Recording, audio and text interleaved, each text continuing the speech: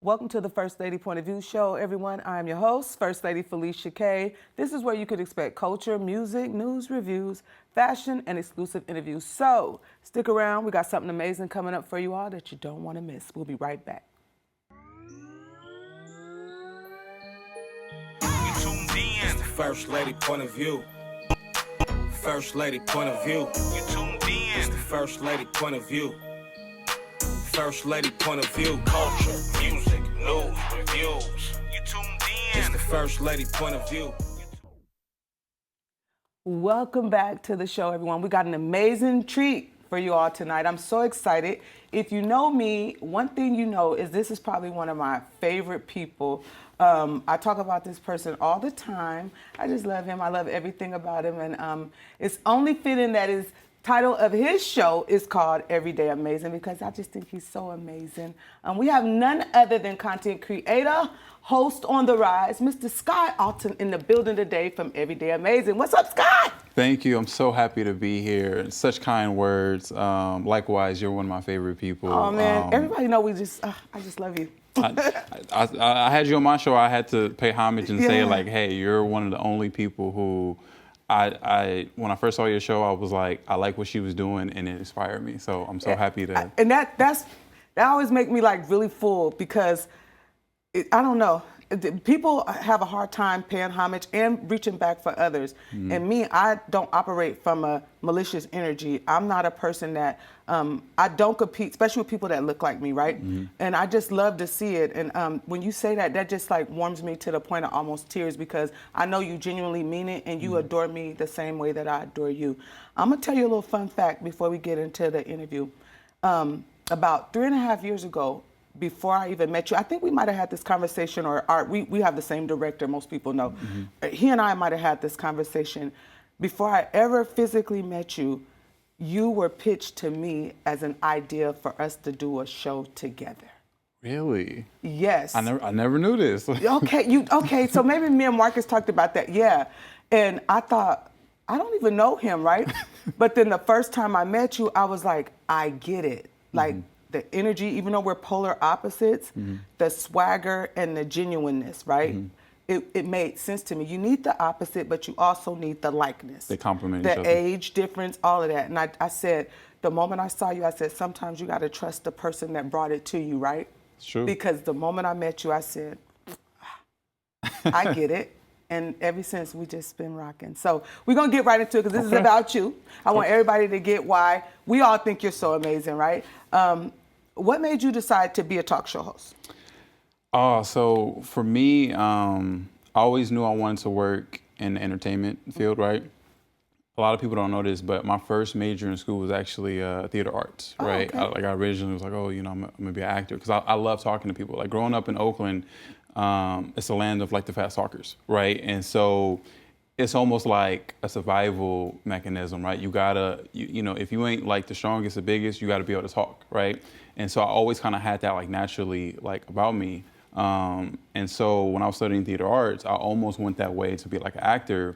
But as I got further into it, I realized I was like, man, like the struggles it would take for me to get there, I didn't want to do all that. Like I didn't want to like, sleep in my car. I don't want to like show with artists and stuff like that, right? I don't like being broke. So like, and everyone's like, oh, like starving artist, right? I was like, I don't want to do that. So I switched my major to communications and I just fell in love with it. Like it was like the fit I was supposed to be in. But then I thought to myself, I still want to pursue my dreams of being in the entertainment industry. And naturally, I originally started radio, right? Okay. Like I got into radio. And then from radio, I never gave up that love for like TV, right? Okay. So eventually the idea got pitched to me to come out to Access and, learn about what they do. And that's what I did. And from there, I just fell in love with it. And I knew the first day I walked in and I saw what everybody was doing, that I was going to do a show. I just wanted to learn every aspect of what it takes to more produce a show. More valuable that way, right? Right. And so it wasn't until I got to like technical directing where I was like, you know what? I feel like I'm ready to produce my own show. And from there, I just been growing. Yeah. So did you give up on acting altogether? It's funny you say that. No, I didn't actually. Good. You would be, when you learning that about you now, that's a good fit for you. This, like I said, it's funny you say that because I actually was in my first film this year. Okay. Yeah, I was in a short film called Love Wins. Yeah, I had some speaking lines, you know. Look at you. It was a good experience, you know, and I definitely want to do more of that. But as you know, it's tough to juggle so many hats, right? Because I also want to like grow my show. I want to highlight people. So, you know, it's just a timing thing. I definitely think I'm going to do more acting, but I still want to, you know, get my name out there as a talk show host. Okay, I respect that, but don't give up on the original dream. Nah. Yeah, because it fits you. I just could see you got the look, you got the personality.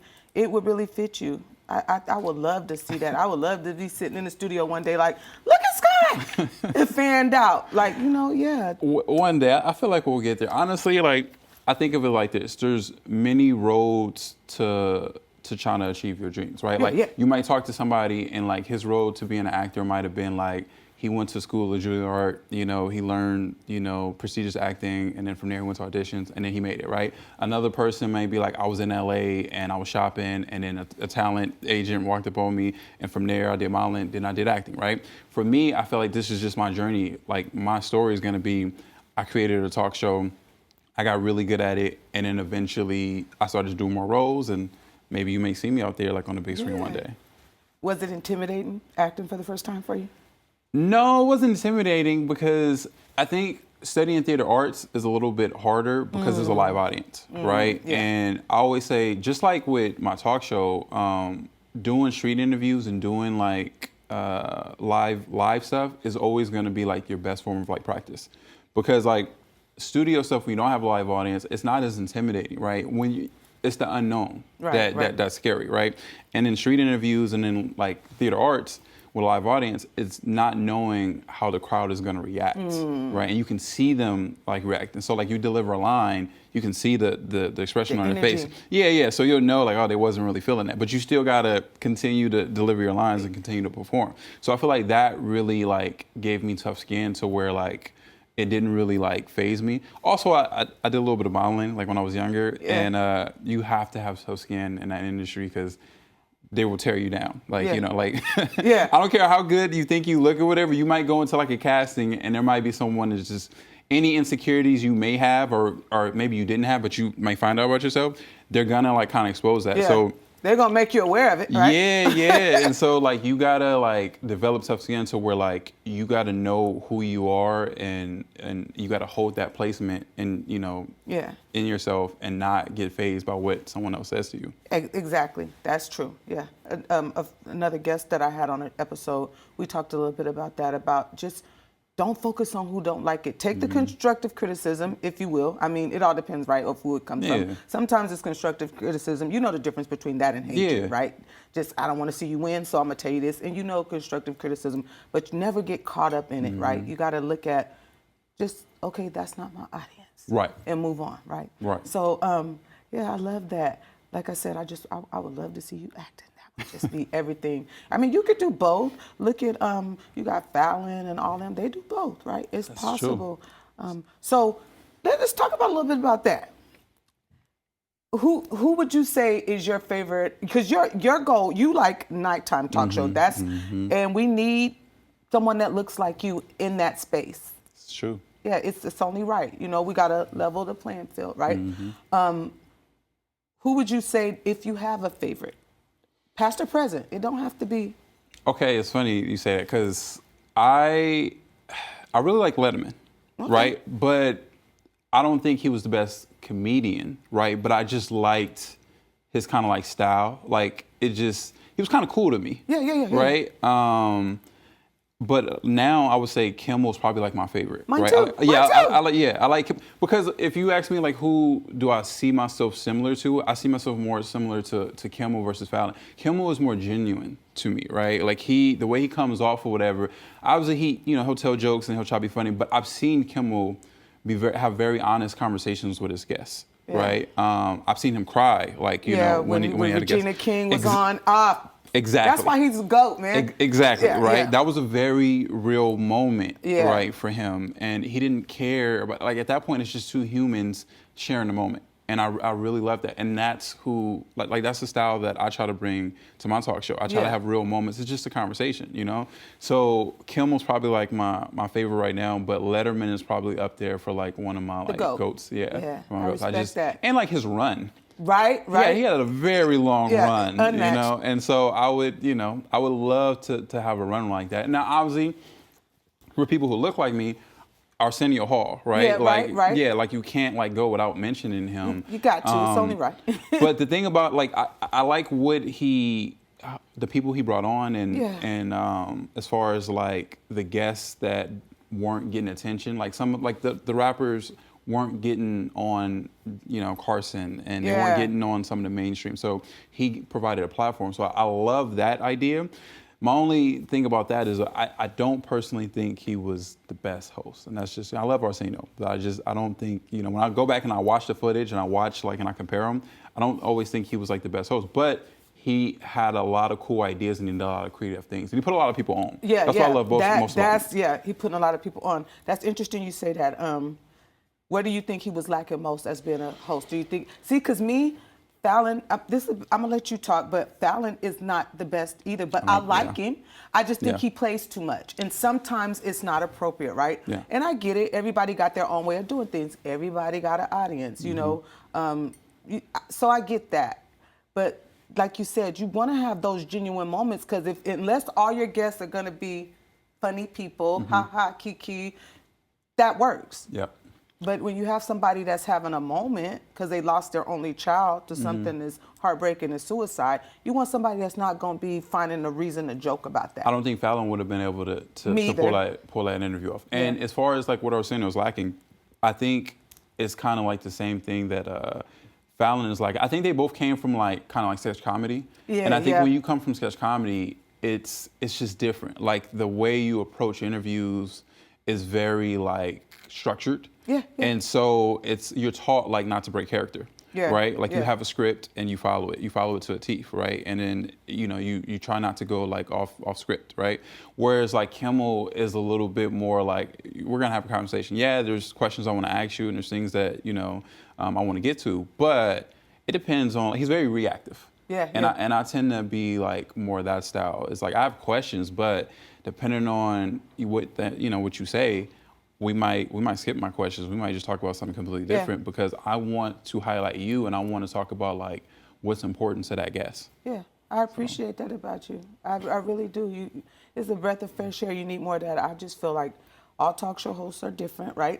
And I also feel like you need to make who you're talking to feel comfortable. Some guests you might talk to, you might not have to carry them. You might not have to talk so they feel comfortable with talking. You could just sit back, and then you have something that you have to do that. So it's good that you're aware of that and that you know when to go in and when to pull back. That's important.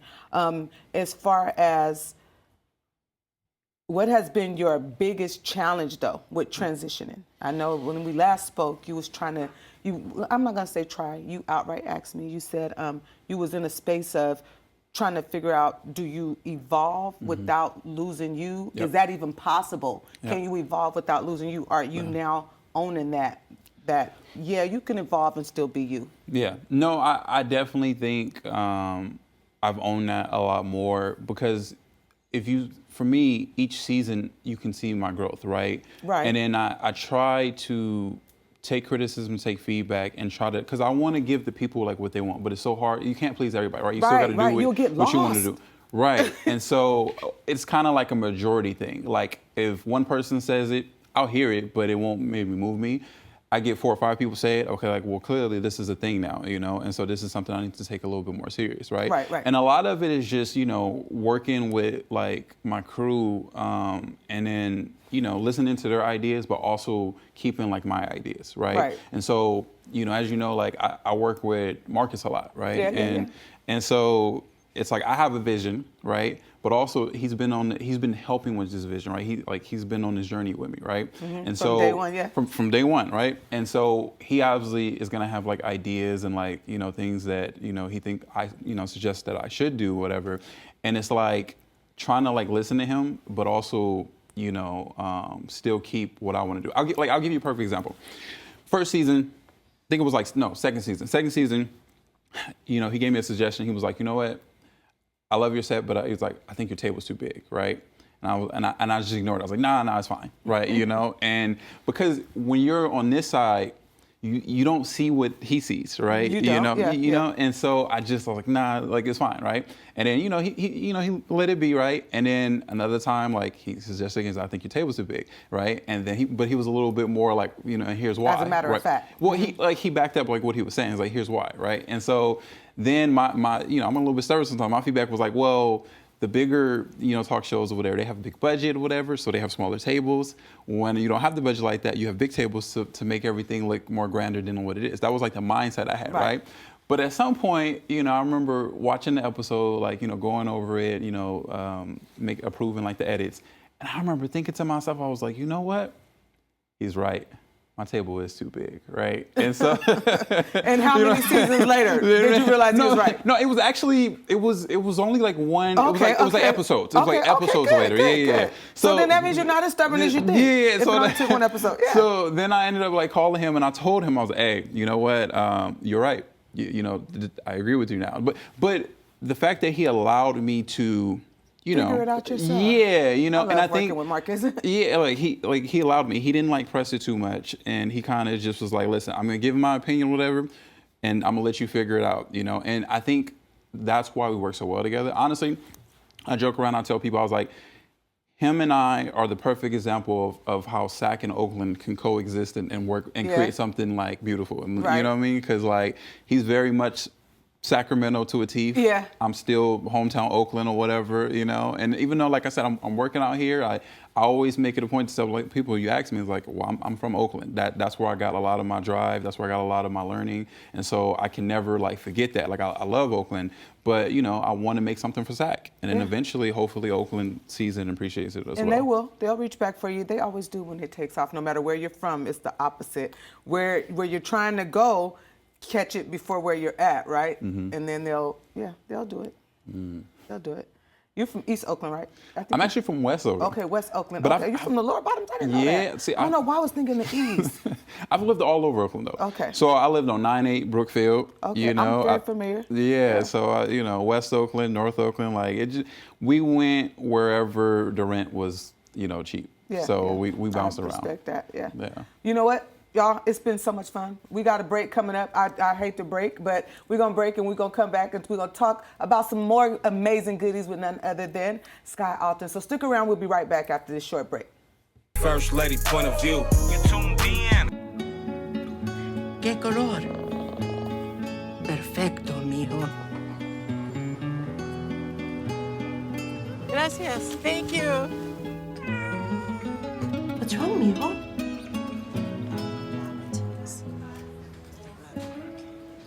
Donating to a pet's medical care is one of the many ways you can help families in your community. Pets and people belong together. Learn more at petsandpeopletogether.org. First lady point of view. You tuned in. Welcome back to the show, everyone. And if you're just now tuning in, you've been missing a treat. But don't worry, we got you on demand and all the playbacks and that good stuff. We got none other than one of my peers, one of my, well, you know what? I'm going to say he's family. You know, we share a common denominator, and, you know, we making it do what it do. We got none other than Mr. Sky Alton in the building, so y'all give it up for Sky. Yay. The Dapper Dan, if you will. Yeah, Sky, let's get into that. You talked about bouncing around in Oakland a little bit. Mm-hmm. Do you think that played a part in your drive to just get, because, you know, let me give you so just so you know that I do know, you know, my husband is from Oakland, North Oakland. So I get it, right? When you say about you have to know how to keep up and you'll get lost in the sauce. Do you think that played a little bit into your drive into wanting to be in the forefront? Because it's so dog eat dog in the Bay. Atlanta is too, but in the Bay, it's a different beast. Honestly, so I definitely got my drive from Oakland and the streets of Oakland. But I think I was always like this, though, to be honest. And I think, honestly, I get a lot from my dad. My dad's very animated. He tells amazing stories. Like, just such a creative person. So I see a lot of that from him. I see where I get it, right? But as far as, like, you know, me wanting to be in the forefront and stuff like that, honestly, I think that kind of developed like later on. Okay. You know, because like when I was in Oakland, like it's weird. I mean, maybe that's not true because I was always like, now I'm thinking about, I was always like a leader in some sense, right? Like I always had people who like rock with me, but I was always a chameleon where I can get along with like everybody, right? You know, and so now that you're saying and I'm thinking about it, yeah, there's probably more of that came from Oakland than I realized. But I always like to think like if you were to put me anywhere that I would survive. Yeah, and I would still be that same person that like gets along with everybody and kind of like moves around and just knows like how to talk to people. But Oakland is a melting pot though, so I would say that would play a part into your ability to move around in any space, right? Just being able to do that there, you can almost do it anywhere. You know what though? I would be doing myself a disservice and my story a disservice if I didn't really mention, I think, what played a big part. So I'm born and mostly raised in Oakland, but at like 14, 15, I moved out of Oakland and I was put in Dixon, right? My grandmother was in real estate, and at the time my mom, there's just a lot of stuff going on in Oakland, and so my mom thought it would be a better environment and just a better idea for me to go live with my grandmother in Dixon. It's almost like the Bel Air story, right? Yeah, yeah. And so, so when you go from being the majority, right, at your school and stuff like that in your environment, and then to being a minority, it's like culture shock. Right, so you get there and it's just like, you know, it changes you, right? Because you're forced to kind of like adjust and get used to all these like new environment, these new people. I feel like that really taught me a lot because it took me out of like my element and put me in it's like taking a fish out of just normal habitat and then putting it in with a whole nother fish tank, right? And so you either go like, you know, not adjust and have a miserable time, or you're gonna learn the environment and learn how to talk to people. And I think that was the best thing for me because I got so many different perspectives and I learned a lot just by being around like just people who were so different from me. Right. You know, I always say like, it's where I learned how to talk to white people. Yeah. I went to Elk Grove High School. There you have it. My mom moved us and we went to Elk Grove, so yeah. It's different, right? Yeah, it was different. You different than me. I hated it. I made a lot of friends that are still my friends to this day, but it was just like, I hated it. No, I hated it initially. Yeah, but I met people that are still in my life right now. Same here. So, but you know, I'm talking as a teenage Felicia, I hated it. But as an adult Felicia, I appreciate that experience. Same thing. Yeah. Same thing. Like I hated it. I didn't want to stay. I wanted to go back to Oakland, you know, stuff like that. But you know, sticking with it was, like you said, I can appreciate it more because it taught me like just so much. Because the work environment is like that, right? Yeah, yeah. You got to work with people sometimes that you don't necessarily like or you don't necessarily share values with, right? But you still got to find some common ground. And that's kind of like what I learned of, you know, being in that environment is like, you know, coming from like a big city to like a small town, it was just different. It was weird, right? Because it's like the fashion is like different and stuff like that. I will say this though. You instantly, being one of like 4 black guys, you instantly become super popular. So there was some perks. Oh, I was that girl. They all tried to dress like me and everything. Felicia, could you come up after school and braid my hair? Yeah, that's what I said. You know, adult Felicia, I'm appreciative of the experience. And like I said, I got people that are still in my life. So I get it. I definitely get it. And I appreciate you and I appreciate what you do. One last question before we wrap it up. It's been so great. And you're right. We need more time. We're going to do this again, though. I promise you we will. We'll just probably open up the floor and do an hour. Just probably, you know, just set up a whole neutral set and just do something awesome together. Because, we're going to do that. It's inevitable. It was always supposed to happen. But I want you to tell me, where do you see yourself in 5 years? 5 years, I see myself making waves and kind of more nationally known as a talk show host. Okay. You know, hopefully maybe a few more films, but I really want to be a household name. Like I want to put like SAC on the map. I want to put Oakland on the map. You know, I want more eyes on the show. And not so much for me. Honestly, it's more for the people who believe in me and the people who come on my show. I really want to mix everyday people with like celebrities, you know? So the people who, you know, come on my show who will never be famous, right? It would have never been on TV had they not come on my show. I want them to share the same set as like high profile, like people who they look up to, Right. athletes, you know, singers, musicians, whatever it is, whatever. I think if I can achieve that, I think that will make me, you know, like that. Like that's my mission is to bring people together in that See, in that we're sense. a lot alike. Yeah, I'm always for the underdog. That's what it is. I like love that. I love that. I want you to tell everybody how they can get in contact with you, your social sites, your platforms, and all that good stuff. So everybody can reach me at Everyday Amazing with Sky Alton. That's where all my links are. You go to that website, you'll find past episodes, new episodes. Make sure to check me out on YouTube at Everyday Amazing with Sky Alton. And then, yeah, go follow me on Instagram as well. I appreciate the support, and, you know, I hope you guys will enjoy my show. All right, you guys.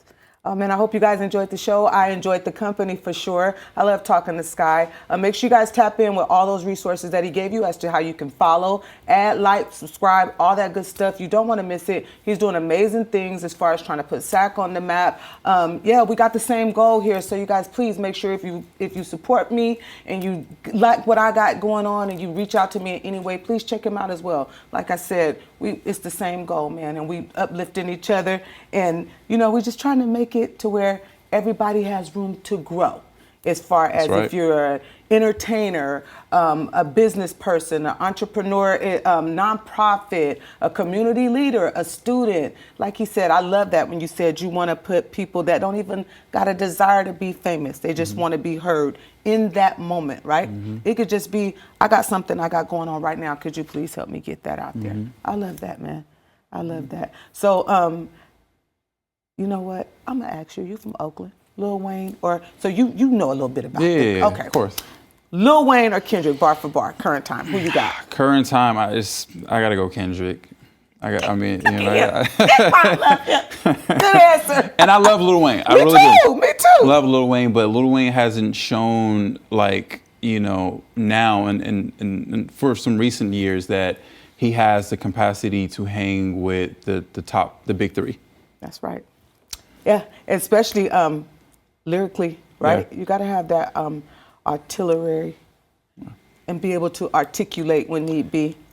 Someone once said, you know, it's not what you did, it's what you do right now. So, like, you know, like for a comedian, if they're not currently doing it, then they're not a comedian. They were a comedian, but they're not a comedian right now. And with Lil Wayne, he was a lyricist and he still is a rapper, but he hasn't been at that level for a while now. And I love Lil Wayne, whatever, and I believe he has it in him, but he just hasn't shown that for a while. So I got to go with the guy who's like currently First lady point of view. What's up? Y'all, I hope you guys had an amazing time today. I did as well. They're telling me wrap it up, but y'all know when it's good, you just can't wrap it up that easy. But anyway, man, I guess, whatever. Until next time, we're going to have another conversation with the lovely Sky. Man, I can't wait till we do that, though. But until then, make sure you reach back for those that are coming up behind you and pay homage to those who did it before you. It's free. You'll feel good about yourself. I promise you will. Until next time, peace, one love. May God bless your hustle. And we are out of here.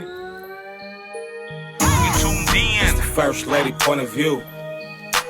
First Lady point of view. You tuned in. It's the First Lady point of view. First Lady point of view. Culture, music, news, reviews. You tuned in. It's the First Lady point of view. You tuned in. First Lady point of view.